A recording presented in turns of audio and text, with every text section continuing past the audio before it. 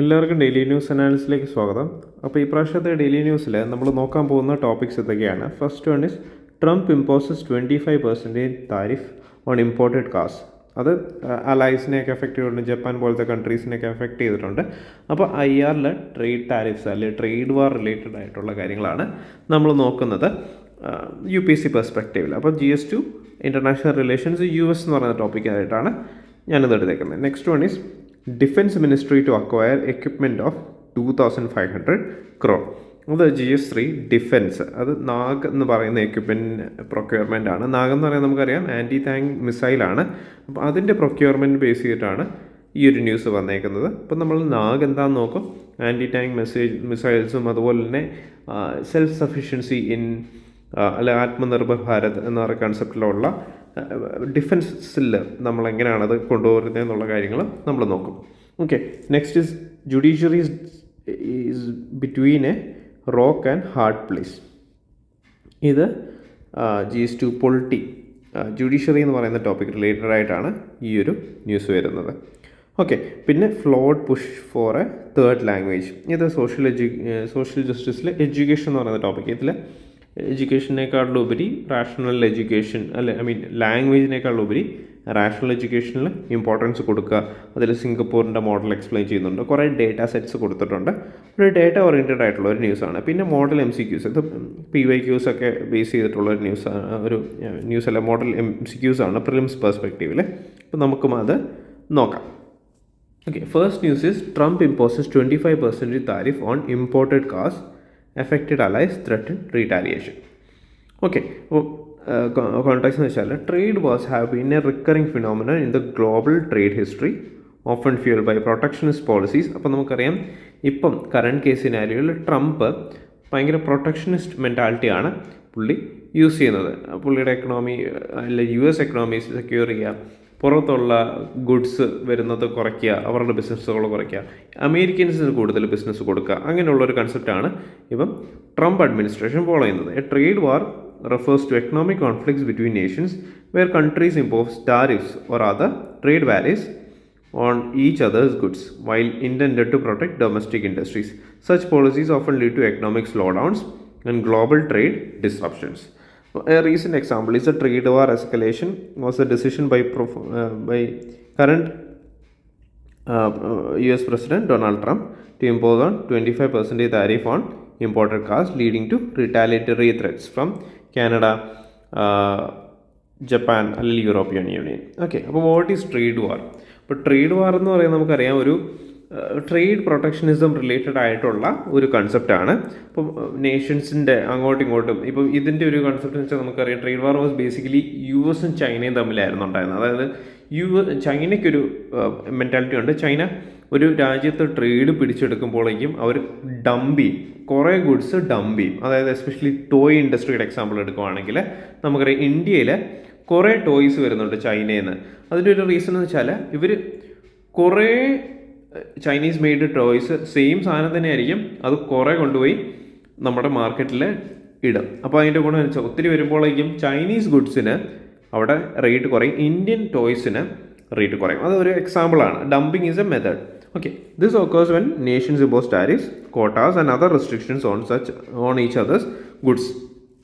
Countries implement trade wars to protect domestic industries and jobs. However, in the long run, trade wars reduce international trade, lead to job losses and negatively impact economic growth. Okay, അതിൽ ഇൻഫ്ലേഷൻസ് കൂടാം, അതുപോലെ തന്നെ ഇമ്പോർട്ട്സിൻ്റെ rate കൂടാം. അതെല്ലാം ഇതിൻ്റെ ഒരു after effect ആയിട്ട് വരാം.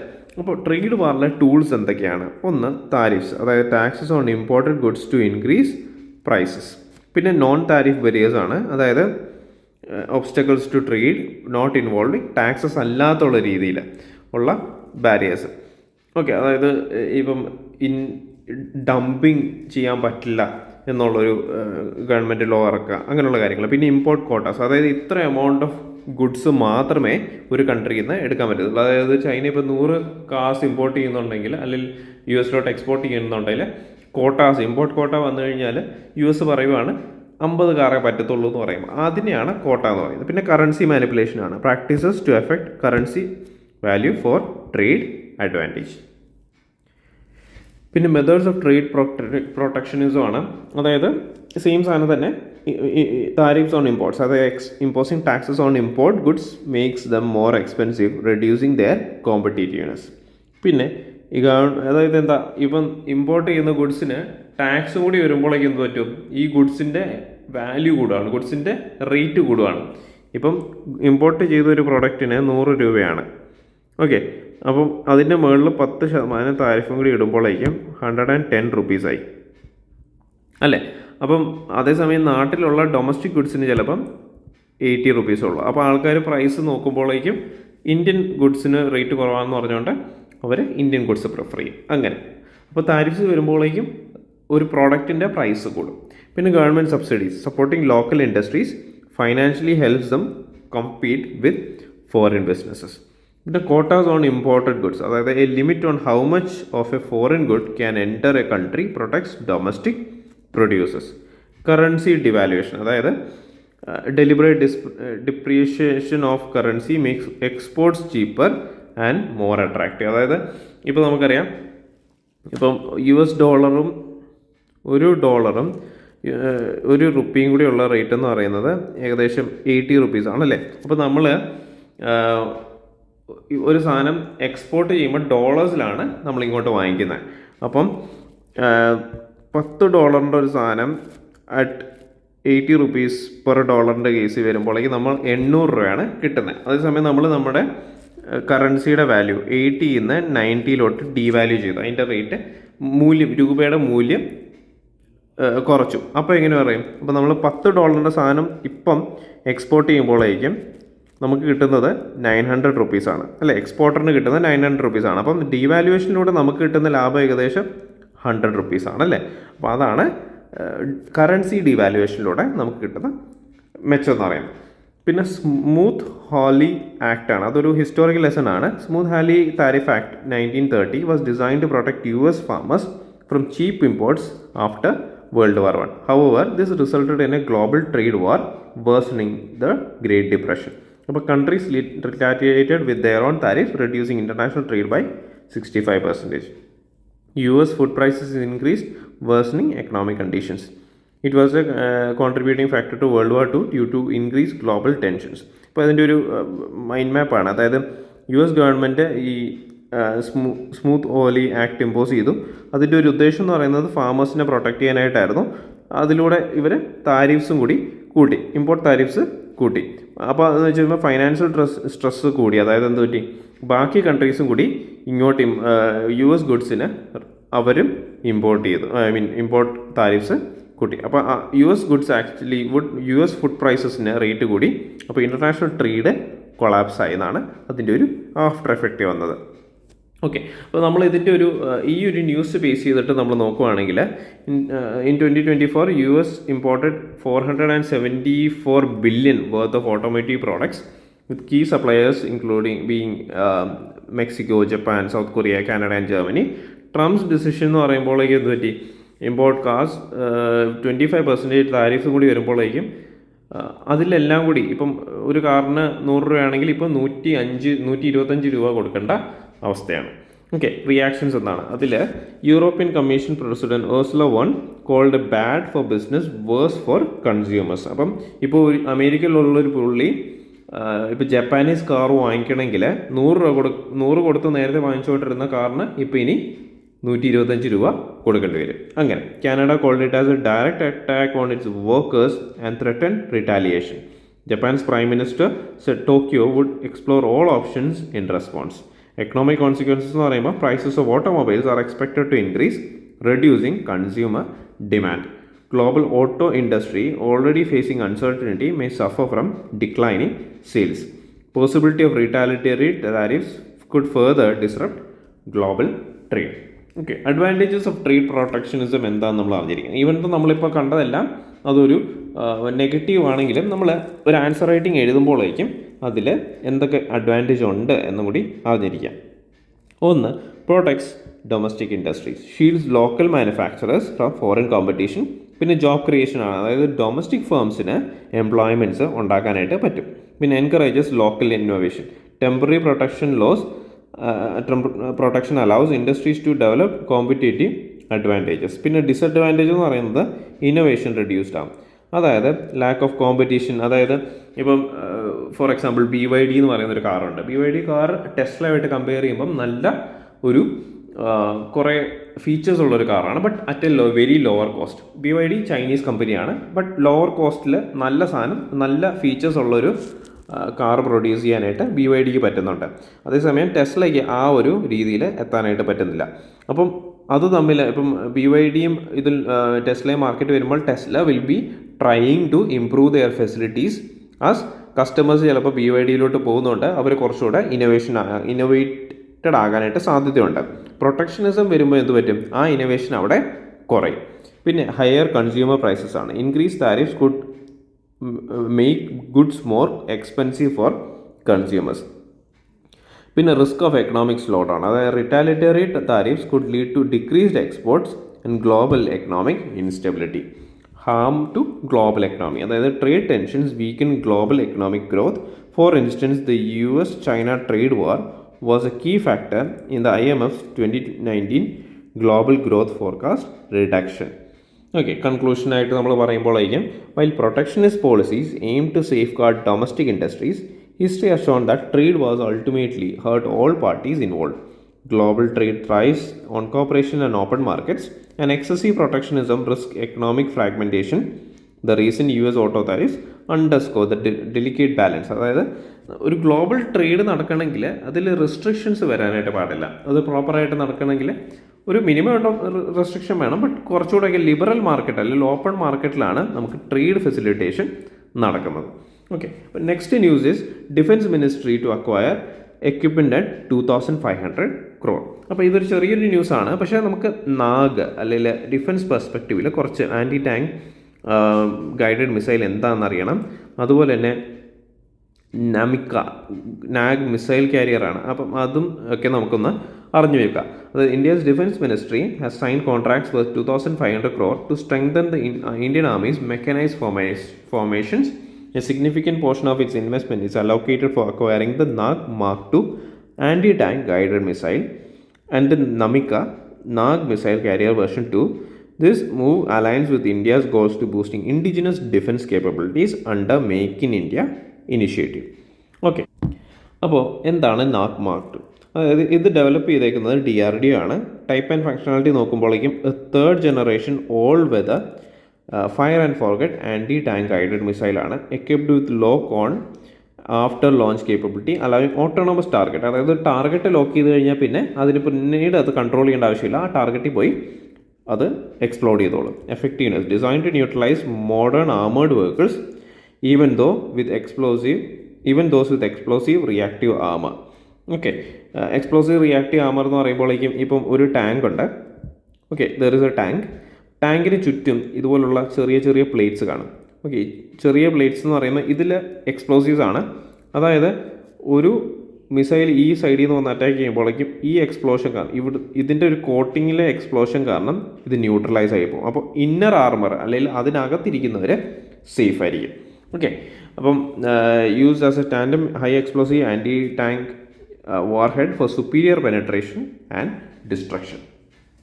അതായത് ഈ എക്സ്പ്ലോസീവ് റിയാക്റ്റീവ് ആർമർ എന്ന് പറയുമ്പോൾ ഇവിടുന്ന് മിസൈൽ വരുമ്പം അത് ചെന്ന് ഇടിക്കുന്നത് എക്സ്പ്ലോസീവ് ആർമർ കോട്ടിങ്ങിലാണ്. അപ്പോൾ അത് ബേസ്റ്റ് ആവുമല്ലോ, അതിൻ്റെ ഫോഴ്സും മിസൈലിൻ്റെ ഫോഴ്സും കൂടി ന്യൂട്രലൈസ് ആയി പോകും. അങ്ങനെയാണത് ആ ഒരു കൺസെപ്റ്റ് വർക്ക് ചെയ്യുന്നത്. റേഞ്ച് എന്ന് പറയുന്നത് 7 to 10 kilometer ആണ്. Attack modes top attack capability targets the weak upper surface of enemy tanks and armoured vehicles.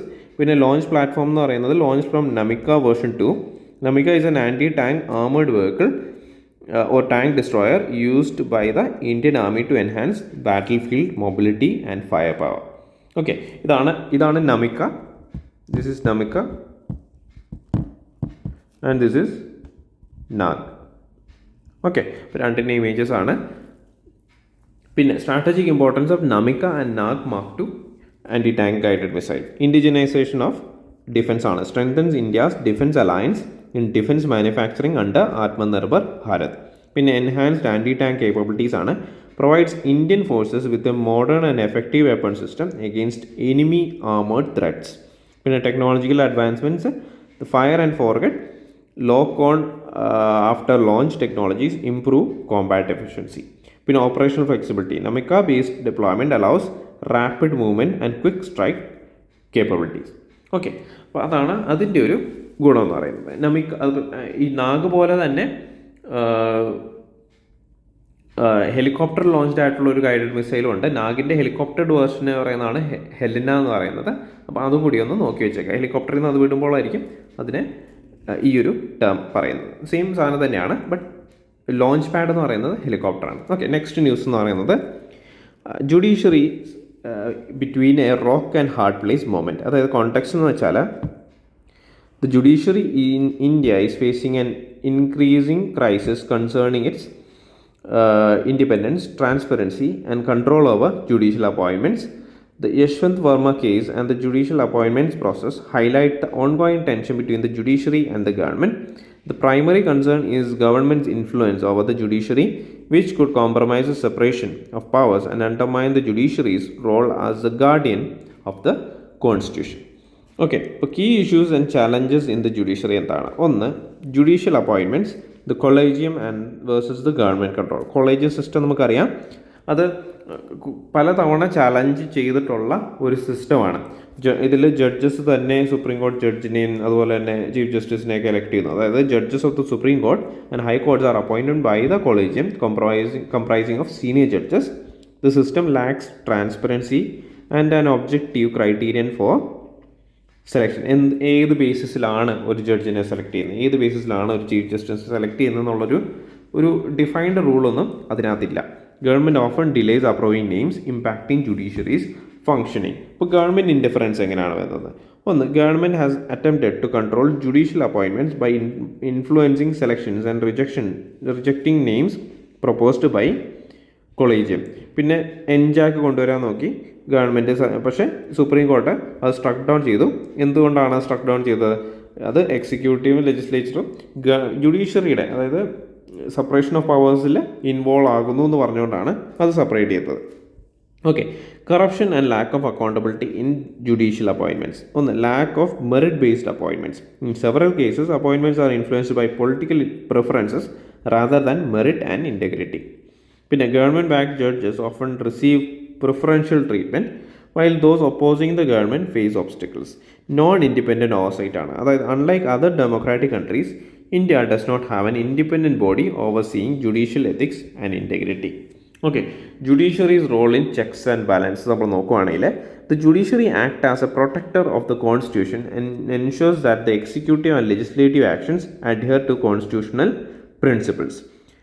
Any compromise on judicial independence threatens democracy, as the judiciary is the last resort of citizens against government overreach.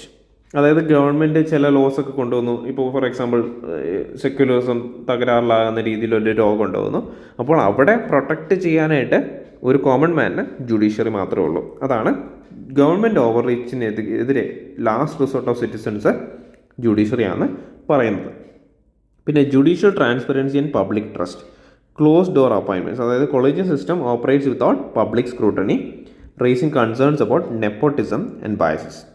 പിന്നെ delayed justice ആണ്. Over 4 crore cases are pending in Indian courts showing inefficiencies in the judicial system. പിന്നെ need for judicial reforms ആണ്. Transparent and accountable judicial appointments commission വേണം ഒരു fair and merit based സെലക്ഷന് വേണ്ടിയിട്ട്. അപ്പോൾ വേ ഫോർവേഡായിട്ട് നമ്മൾ പറയുവാണെങ്കിൽ, establish independent judicial appointments body, A neutral full time commission could be created with members from judiciary, government and civil society. Commission must function ഓട്ടോണോമസ്ലി, free from political interference. പിന്നെ improve transparency in appointments, അതായത് judiciary must ensure public disclosure of the selection process and criteria. Implement A structured evaluation system for selecting judges based on experience, integrity and legal expertise.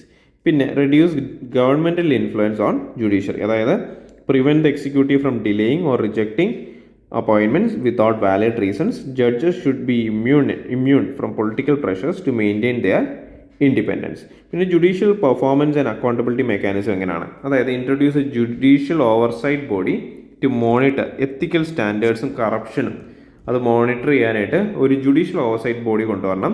Implement a review system for judges performance based on efficiency and integrity. Okay, നമ്മൾ way forward ഒന്നുകൂടെ നോക്കുമ്പോഴേക്കും ഒരു full time neutral commission കൊണ്ടുവരണമെന്ന് പറയുന്നുണ്ട്. അത് judicial appointments independent ആക്കാനായിട്ട്. പിന്നെ transparency, അതായത് public disclosure വേണം. എങ്ങനെയാണ് ഒരു ജഡ്ജിനെ സെലക്ട് ചെയ്യുന്നത്, അങ്ങനെയുള്ള കാര്യങ്ങളെല്ലാം ഒരു പബ്ലിക് ഡിസ്ക്ലോഷർ വേണം. ഗവൺമെൻറ് ഇൻഫ്ലുവൻസ് ജുഡീഷ്യറിയിൽ കുറയ്ക്കണം എന്നും പറയുന്നുണ്ട്. പിന്നെ ജുഡീഷ്യൽ പെർഫോമൻസ്, അതായത് എത്തിക്കൽ സ്റ്റാൻഡേർഡ്സ്, കറപ്ഷൻസ് അതൊക്കെ ചെക്ക് ചെയ്യാനായിട്ട് ഒരു ജുഡീഷ്യൽ ഓവർസൈറ്റ് ബോഡിയും കൂടി ഇൻട്രൊഡ്യൂസ് ചെയ്യണമെന്ന് പറയുന്നുണ്ട്. അപ്പോൾ ഇത് ഞാൻ ഒന്നുകൂടെ റിപ്പീറ്റ് ചെയ്യാൻ കാരണം വെച്ചാൽ ജുഡീഷ്യറിയുടെ അപ്പോയിൻമെൻറ്റ്സ് അല്ലെങ്കിൽ ഇഷ്യൂസ് വിത്ത് ജുഡീഷ്യറി, പെൻഡിങ് കേസസിൻ്റെ ഇഷ്യൂസ്, ഇതൊക്കെ റിപ്പീറ്റഡ് ആയിട്ട് കറണ്ട് അഫയേഴ്സിൽ വരുന്ന ടോപ്പിക്കാണ്.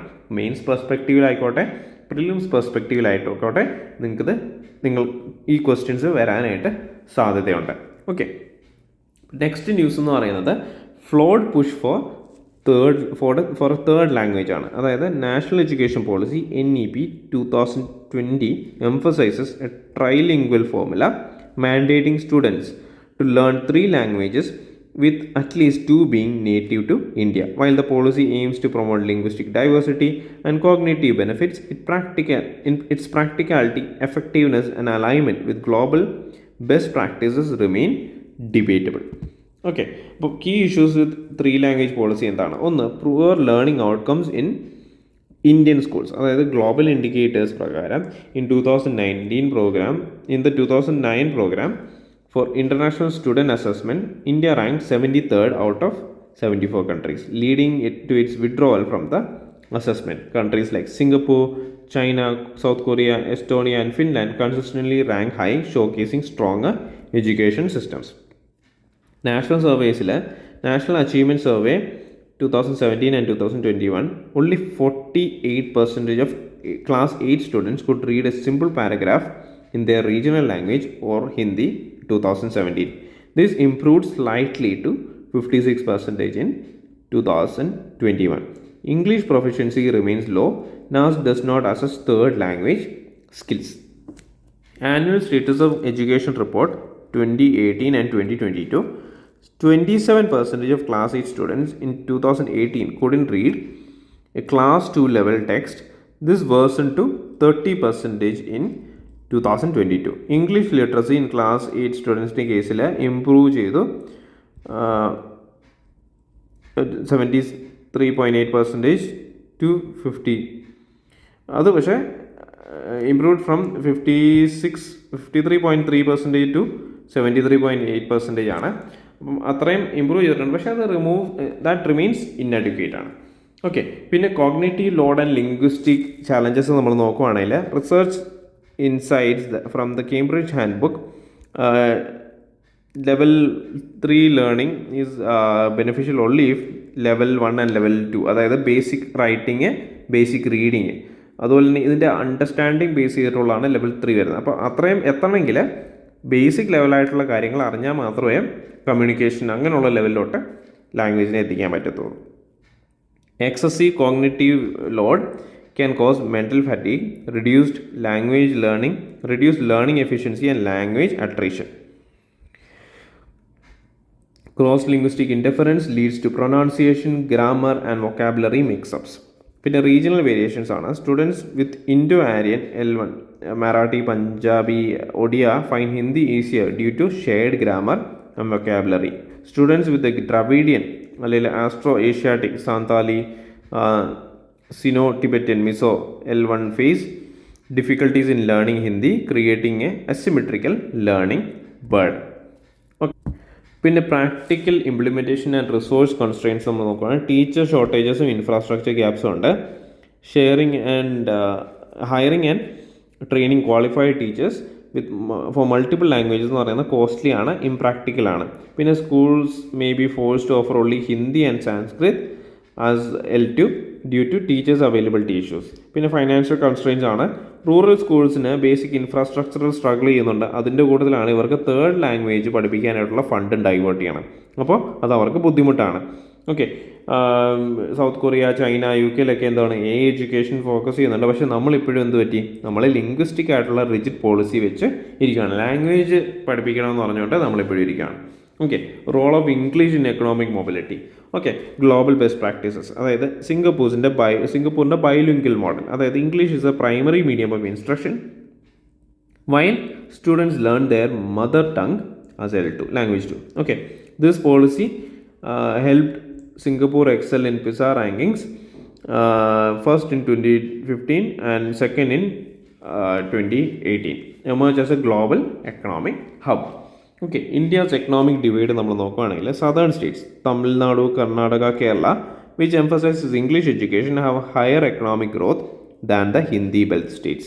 Tamil Nadu's two-language policy since 1968 has been successful in balancing cultural identity and economic aspirations.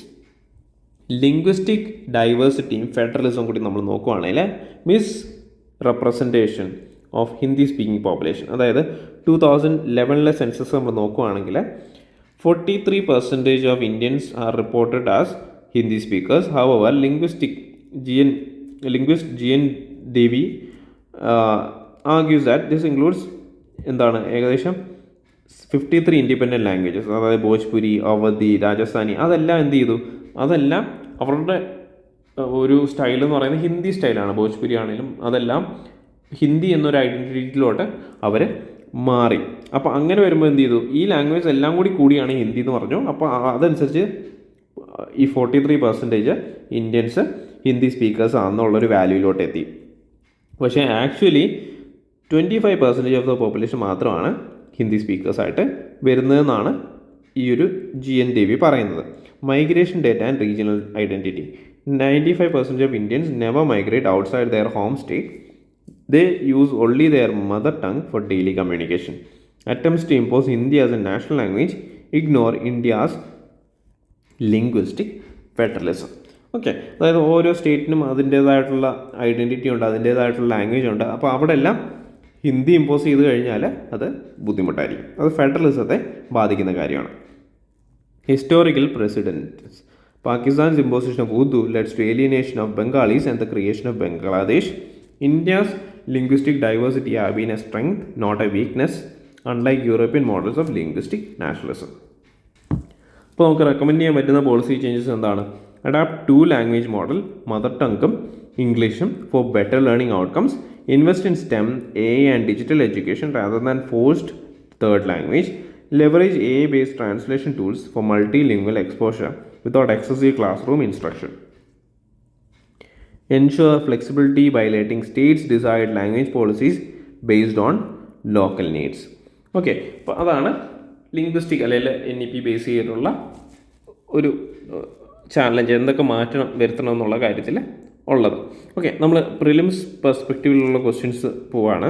First is consider the following statements about national education policy 2020. First one is it is mandatory for all states to follow the policy. പിന്നെ second is it is based on the report of doctor K. Kasturirangan Committee.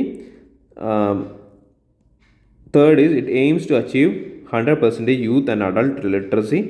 Fourth is Higher Education Commission of India will act as a single overarching umbrella body for entire higher education including legal education. അപ്പോൾ ഇതിൽ ഏതൊക്കെ statements ആണ് correct എന്നാണ് ചോദ്യം. First അപ്പം answer is only 1 ആണോ, only 2 ആണോ, only 3 ആണോ, അതായത് all 4 ആർ കറക്റ്റ് ആണോ? Answer is B. Only 2 statements are correct. But answer B is the correct answer. Statement 1 incorrect ആണ്. NEP only provides a broad direction and is not a mandatory to follow. Tamil Nadu, for instance, did not follow the 3 language formula, but that has prescribed by the first education policy of 1968. Statement 2 correct ആണ്. Ministry of Human Resource Development formed a committee chaired by Dr. K. Kasturirangan for preparing the national education policy. The committee was constituted in June 2017. The committee submitted its report on May 31st, 2019. NEP 2020 is based on the same report submitted by K. Kasturirangan committee. Third statement correct ആണ്. NEP 2020 aims to achieve 100% youth and adult literacy. Fourth statement തെറ്റാണ്. Higher education commission of India will be set up as a single overarching umbrella body for entire education, higher education, excluding medical and legal education. ഇത് important ആണ് കേട്ടോ, അത് ഓർത്തിരിക്കാം. പിന്നെ Rana സംഘാനെ base ചെയ്തിട്ട് നമുക്ക് ന്യൂസും ഉണ്ട്, അതുപോലെ തന്നെ ഒരു കോൺട്രവേഴ്സി ഉണ്ട്. പൊളിറ്റിക്കൽ കോൺട്രവേഴ്സിയാണ്, നിങ്ങളത് നോക്കേണ്ട ആവശ്യമില്ല. ബട്ട് റാണ സംഘ ആരാണെന്ന് അറിഞ്ഞിരിക്കാം. Okay, who was the king of medieval India who united Rajput together and fought with foreign powers? Answer Rana സംഘയാണ്. അപ്പം ഹൂ ഇസ് റാണ സംഘ? റാണ സംഘ എന്ന് പറയുന്നത് അല്ലെ Maharana Sangram Singh was the king of Sisodia Rajput dynasty in Udaipur and was the youngest son of Rana Raimal. Rana Sanga rule Mewar from 1509 to 1528, which is today located in the Indian state of Rajasthan. In February 1527, before the Kanwa War, the Battle of Banya, Ranma Sangha defeated the army of the Mughal Emperor Babur and won the fort of Bayana. Hasan Khan was the commander of the Mewar Rajdhani in the Battle of Khanwa. At the behest of Rana Sangha in battle, Rajput kings carried out the Patta Pravan tradition. Rana Sangha united all Rajputs against foreign invaders. Rana Sangha was truly a brave warrior and ruler who became famous for his bravery and generosity. പിന്നെയുള്ളത് അടുത്ത പറഞ്ഞേക്കുന്ന Kings ആണ്. റാണ ഭീം സിംഗ്, അതായത് Maharaja Bhim Singh Rana was the most powerful ruler of the princely state of Gohad in north western Madhya Pradesh, India. According to Alexander Cunningham and William Crooke, Bamraulia gotra Jats from the village Bamrauli near Agra founded the city of Gohad near Gwalior. പിന്നെ Yuvraj Shivraj Singh was the Yuvraj of Jodhpur. Shivraj Singh was the son of Maharaja Gaj Singh and Maharani Hemlata Raje.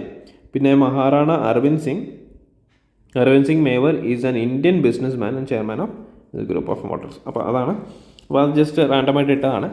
അപ്പോൾ റാണ സംഘ ആരാണ് എന്നതിനെക്കുറിച്ച് just നോക്കിയേക്കുക. Art and culture പെർസ്പെക്റ്റീവിലൊക്കെ important ആയിട്ട് ഉള്ളൊരു ന്യൂസാണ്. നിങ്ങൾക്കത് ചോദിക്കാനായിട്ട് ചാൻസ് ഉണ്ട് പ്രിലിംസ് പെർസ്പെക്റ്റീവിൽ. അപ്പോൾ ഈ പ്രാവശ്യത്തെ DNA അനാലിസിസ് എല്ലാവർക്കും മനസ്സിലായെന്ന് വിചാരിക്കുന്നു. ഇനി അടുത്ത പ്രാവശ്യം കാണാം. നന്ദി, നമസ്കാരം.